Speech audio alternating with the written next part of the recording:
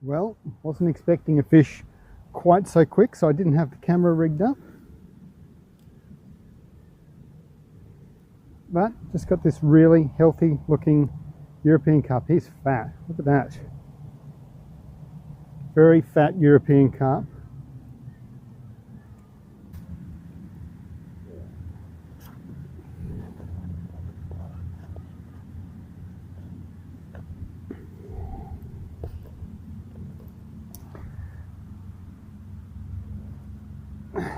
It's probably one of the biggest carp I've pulled out of here.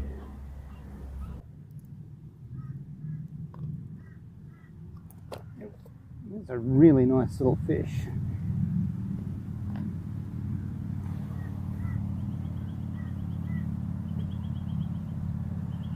Nice full European carp. You can see the barbels.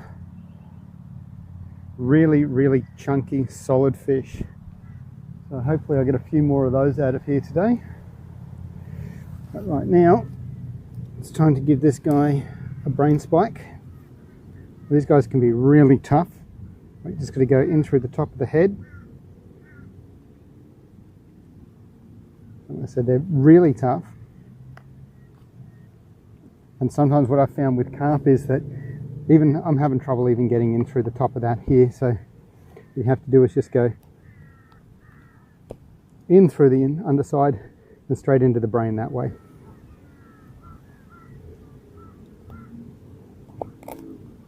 There we go. And that way you know you've got the right spot.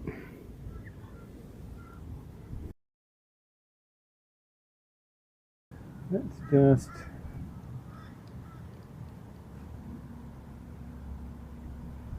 something has taken that. It's a good sign. Okay, so that was on worms again. And the first fish I caught was on bread.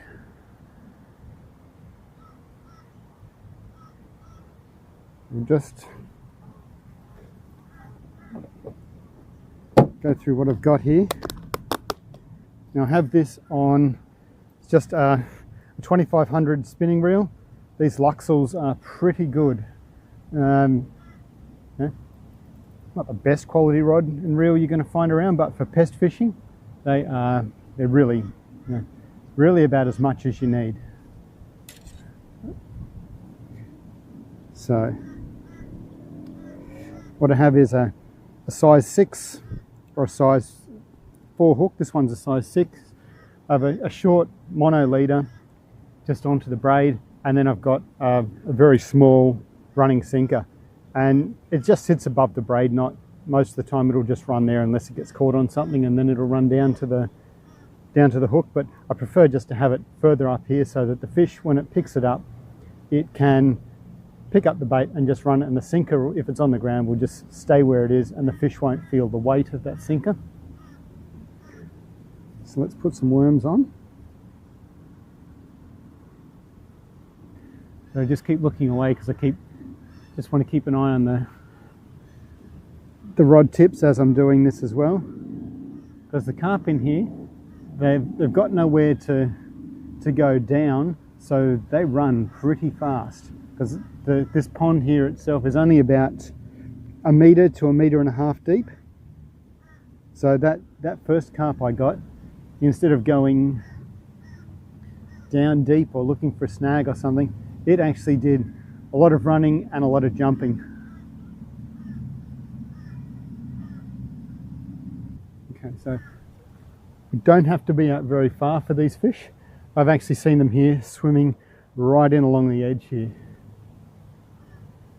So all I'm going to do is I'm going to throw out just to where that shadow line is at the moment. And then I'm just going to rebait one of these other rods here.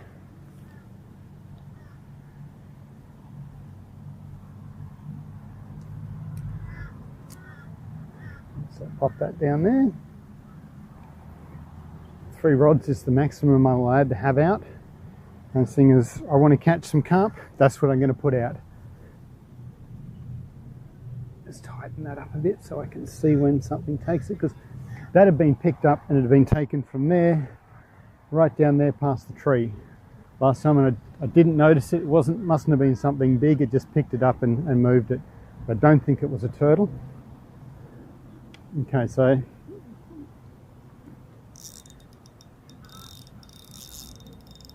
think I'm onto something here. Yep. He was just sitting on that. Yep, I'd say this is another little carp. Bring it over here.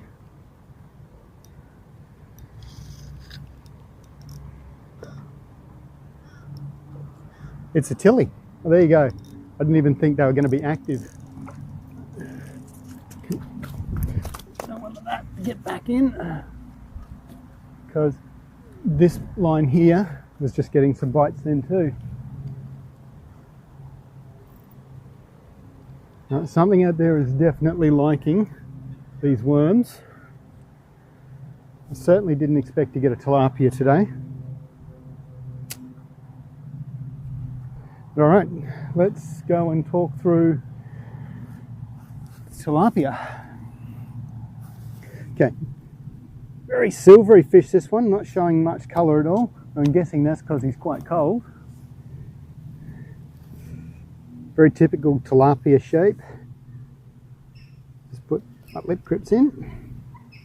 Okay, so what you can see here, it's got very, very high fins. You can see there the difference between the Australian native fish. Will have a high fin here, a bit of a dip, and then an and then a second fin, whereas the tilapia's just got a single fin, and they end up with very pointed fins at the end. Both pointed fins down here as well. This is a chunky little fish, but definitely was not expecting to catch one of those today. But out of the system, good to be gone. Right, so let's just put him down.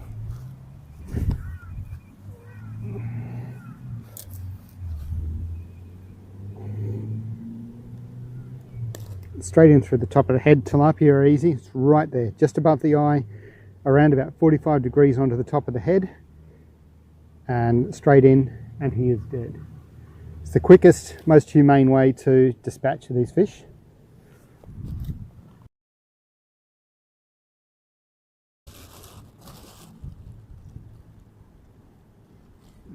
Okay, so my other rig today that's not worms is just, this is little Daiwa EdX rod, and I'm running 2-pound braid, slightly heavier leader, just so that I can tie the hooks on easily, and that is just a surgeon's knot braid to leader, and I haven't been very tidy with that. You can see there's a bit of extra spare line, but it really doesn't matter fishing for pests. So all I've got is, again, a size 6 hook, and I've got a bit of reasonably fresh bread. It doesn't work very well with dry bread. Squeeze it flat and then push it through a couple of times, but then I just mold it around the hook.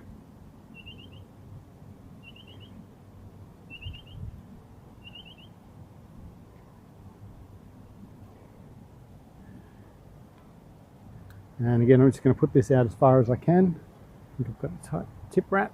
There we go.